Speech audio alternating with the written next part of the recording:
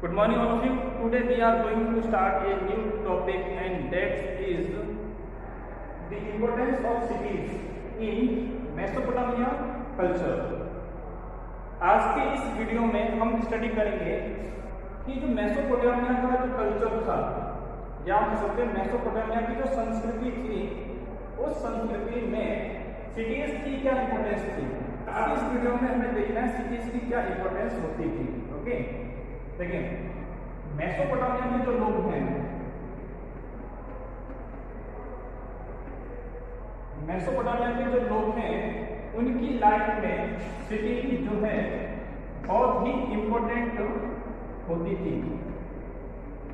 Okay, city उनके लिए सब कुछ होता है। क्या होता है कि जब वॉर होता है, जब युद्ध होता है और उस युद्ध में किसी सिटी का डिस्ट्रक्शन हो जाता है, मीन्स सिटी जो है नष्ट हो चुकी है, उसका विनाश हो चुका है, तब वहां के लोग, तब मेसोपोटामिया के लोग जो हैं उस सिटी की याद करते थे और याद करते थे कहानियों के माध्यम से या पोयम्स के माध्यम से, पोयम के माध्यम से, पोएट्री के माध्यम से उस सिटी के बारे में याद करते थे। ठीक है, तो ऐसा ही हमें एक सबूत मिला, एक एपिक मिला जिसमें सिटी की याद की गई है। ओके, तो आपने एक नाम सुना होगा कि एन मर्कर नाम का एक राजा हुआ था। ठीक है, और कहाँ पे था? उरुक सिटी में, उरुक सिटी का एक राजा था। इसके बाद में जो माँ का राजा बनता है उसका नाम था गिल्गामेश। ठीक है, गिल्गामेश जो राजा बना वो एन मर्कर की बहुत लंबे समय बाद राजा बना और हम जो सिटी की बात कर रहे हैं उसका नाम था उरुक सिटी में। ओके, तो जब उस जगह को हमने खुदाई की तो हमें गिल्गामेश एपिक नाम से एक डॉक्यूमेंट प्राप्त होता है।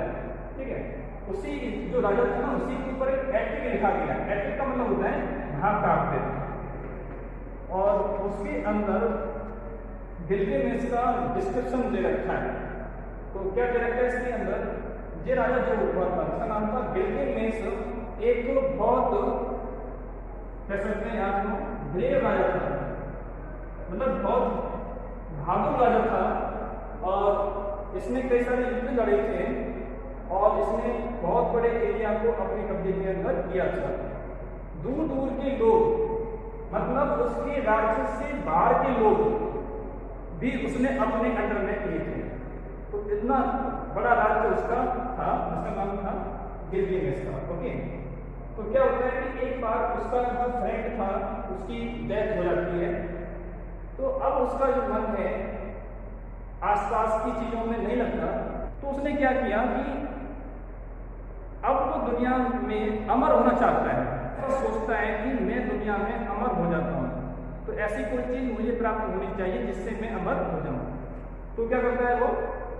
उसने कई सारे बॉटल्स का मतलब क्या है? तो जब हम इसमें बॉटल लिखते हैं तो हमारा मतलब सिर्फ होता है पानी से, लेकिन जब उसके पीछे एस लगा देते हैं तो हमारा मतलब हो जाता है ओशियन से। उसने कई सारे ओशियन पार किए। ठीक है, किसकी खोज में? कि उसे ऐसी कोई चीज मिल जाए जिससे वो अमर हो जाए। तो पूरी दुनिया घूमने के बाद में उसे ऐसी कोई चीज प्राप्त नहीं हुई जिससे वो अमर हो जाए। एट लास्ट वो राजा जो था थक जाता है एंड अपनी सिटी में आ जाता है। इसका नाम था Uruk city. Okay, Uruk city की जो वॉल थी, जो दीवार थी, सिटी के चारों ओर जो दीवार थी उसके किनारे पर वो घूमता है।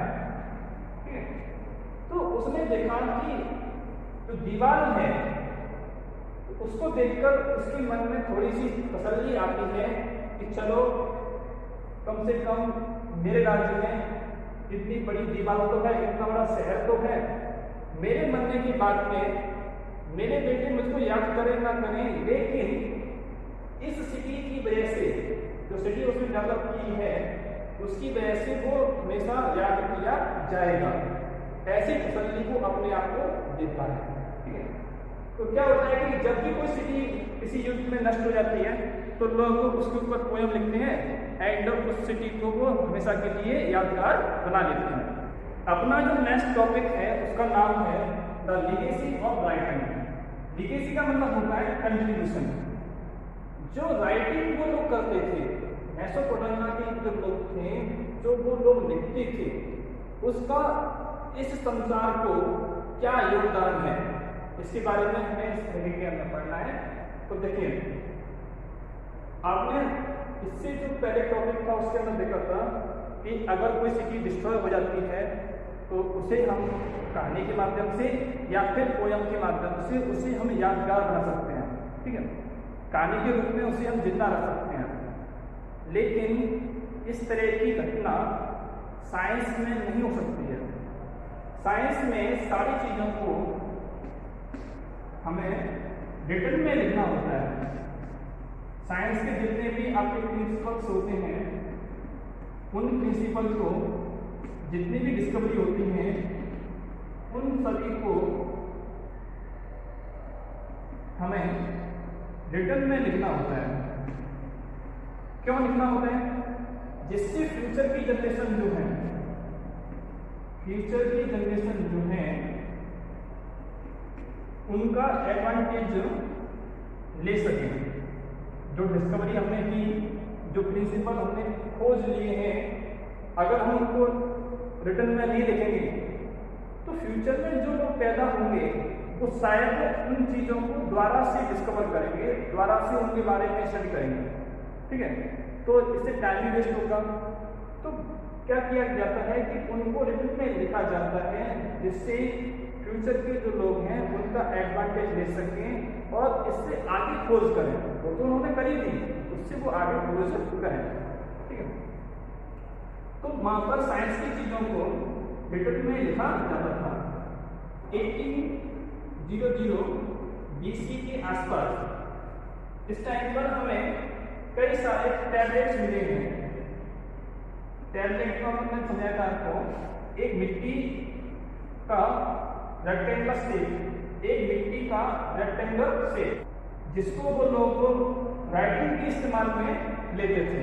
ओके, तो इस तरह की हमें 1000 की संख्या में टैबलेट प्राप्त हुई हैं। इन टैबलेट में साइंस के बारे में एंड मैथमेटिक्स के बारे में कई सारी चीजें लिखी हुई हैं।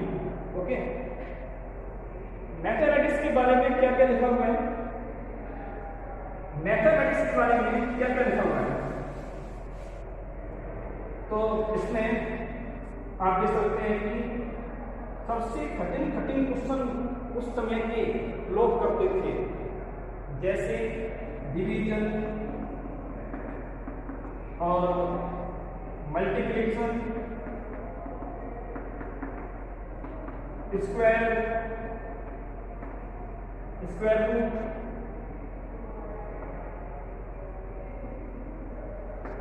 इस तरह की कई सारी चीजें उस समय के लोग जानते थे। ओके, तो इनके बारे में हमें कैसे मालूम पड़ा? उनको टैबलेट्स मिली हुई हैं, उन टैबलेट्स में उनके बारे में डिस्क्रिप्शन दे रखा है, तो हम कह सकते हैं कि उस समय के लोग इनके बारे में जानकारी रखते थे। ओके,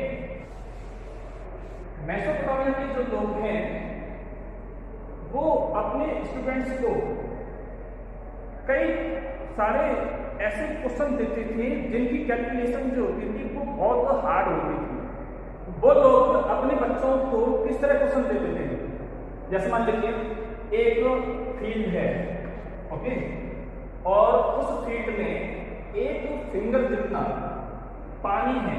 ठीक है, अब उस एरिया का वॉल्यूम लगा दिया, तो इस तरह के क्वेश्चन वो देते थे जो काफी कठिन होते थे। इसी तरह से वो लोग कंपाउंड इंटरेस्ट के बारे में भी बच्चों को क्वेश्चन देते थे। इट मीन्स हम कह सकते हैं कि आपने अभी थोड़ी देर पहले देखा कि वो स्क्वायर रूट, ठीक है, मल्टीप्लिकेशन, डिवीजन, कंपाउंड इंटरेस्ट, इस तरह की बहुत सारी चीजें जो आज हम इस्तेमाल करते हैं वो लोग जानते थे इनके बारे में। ओके, अब हम देखते हैं उन्होंने टाइम का डिवीजन कैसे किया। अब हम देखते हैं कि उन्होंने टाइम का डिवीजन किस तरह से किया है। ओके, तो आप देखिए उन्होंने ईयर को 12 मंथ में डिवाइड किया और आज भी ऐसा ही है, ठीक है। इसी तरह से मंथ को उन्होंने क्या किया, 30 डेज में डिवाइड किया।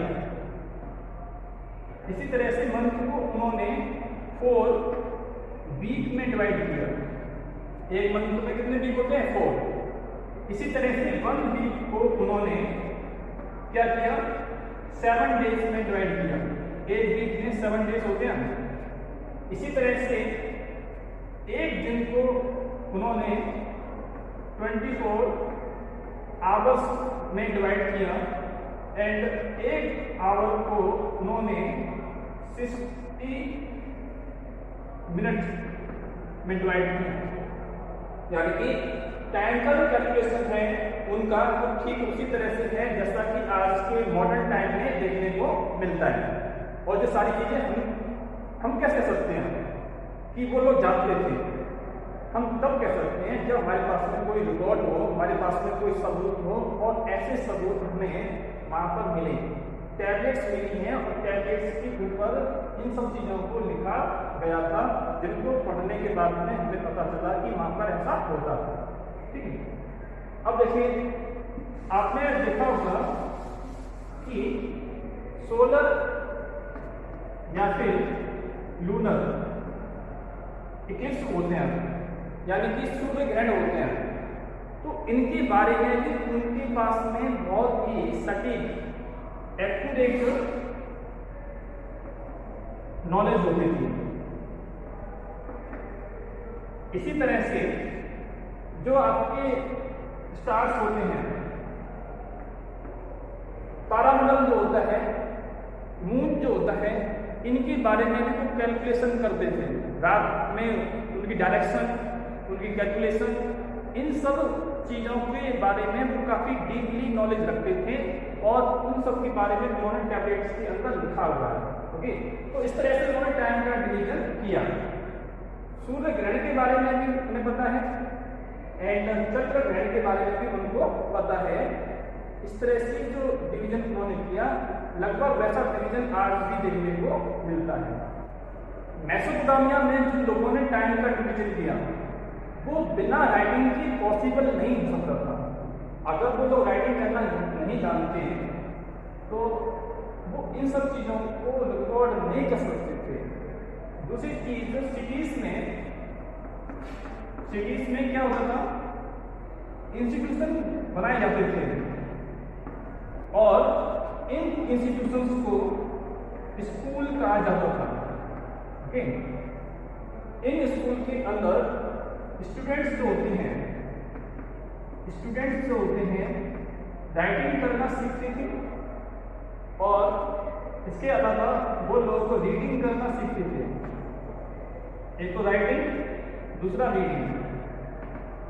इसके अलावा वो लोग जो पहले की टैबलेट्स होती थी उन टैबलेट्स को कॉपी करते थे, ठीक है।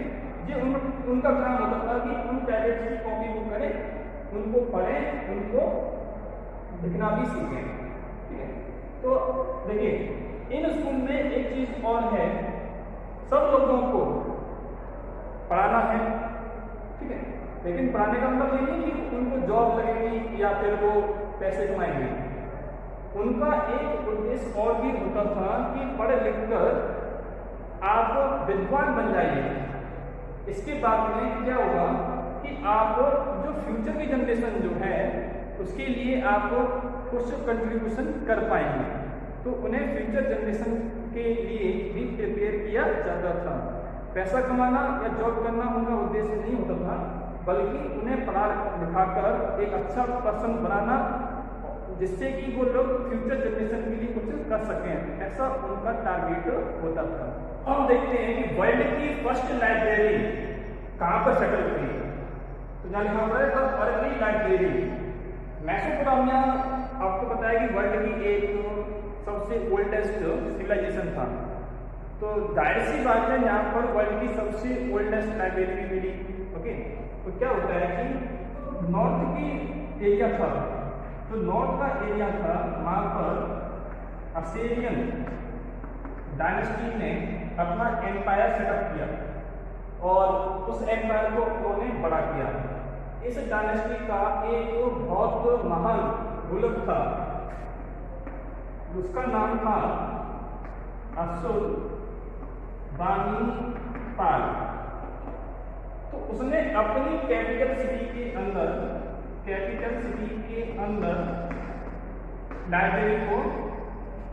लाइब्रेरीज ने सेटअप की। ओके, अशुरबानीपाल ने अपनी सिटी में लाइब्रेरी सेटअप की।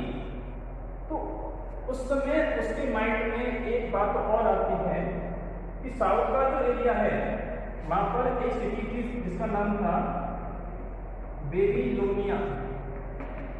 वो उस समय की सबसे फेमस सिटी थी एजुकेशन के मामले में। ओके, उसने क्या किया, अपनी कैपिटल से अपने राज्य से उसने स्क्राइब्स भेजे। कहां पर भेजे? बेबीलोनिया में भेजे और उनसे बोला कि साउथ के एरिया में जाइए। साउथ का एरिया कौन सा था? बेबीलोनिया। और वहां पर जो ओल्ड ठीक है, ओल्ड टैबलेट्स जो हैं उनकी आप खोज कीजिए और लाकर अपनी लाइब्रेरी के अंदर रखिए। उसे कलेक्शन करने का बहुत शौक था। उसे शौक था कि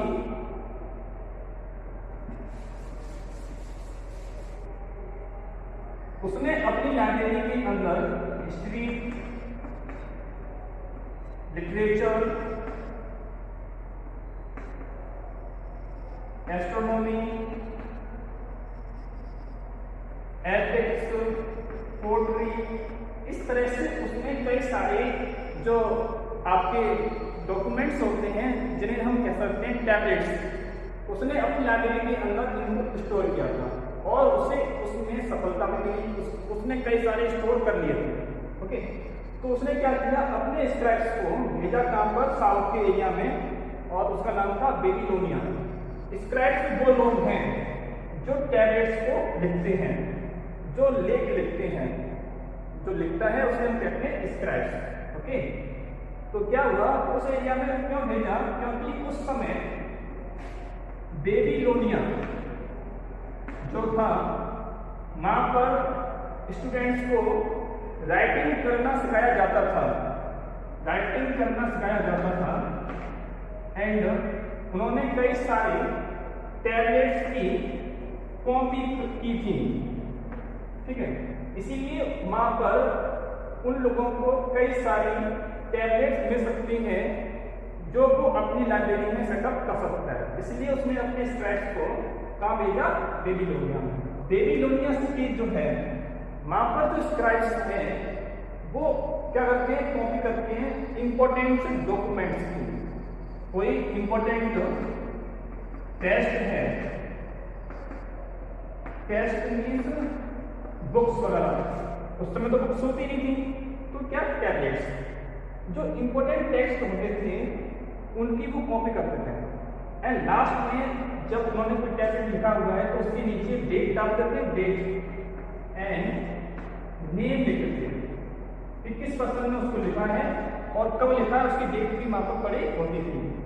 तो क्या होता है कि साउथ से वो लोग को काफी बड़ी संख्या में टैबलेट्स को प्राप्त कर लेते हैं एंड उसके बाद में वो अपनी कैपिटल सिटी में ले जाते हैं और वहां पर क्या किया गया, उनको स्टोर किया गया।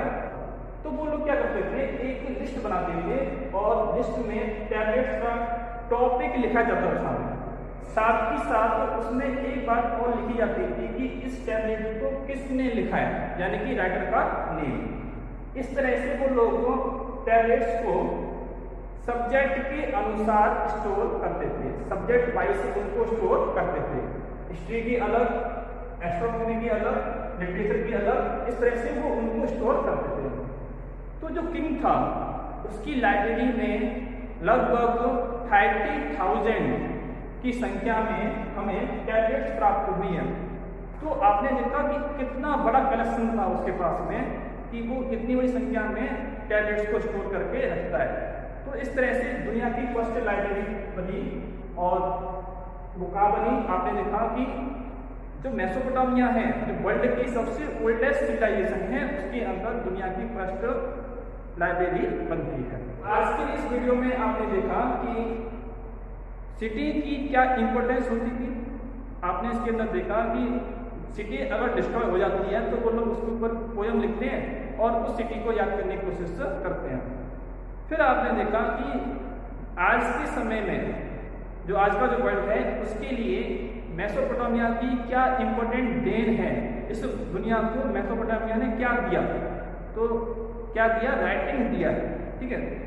और इसमें हमने देखा कि वो किस तरह से लिखते थे, कैसे स्टोर करते थे। लास्ट में हमने देखा कि दुनिया की फर्स्ट लाइब्रेरी कैसे सेटअप की गई थी और उसके अंदर बुक्स या फिर कह सकते हैं टैबलेट्स किस तरह से रखे जाते थे। ओके, तो आज की इस वीडियो में सिर्फ इतना ही।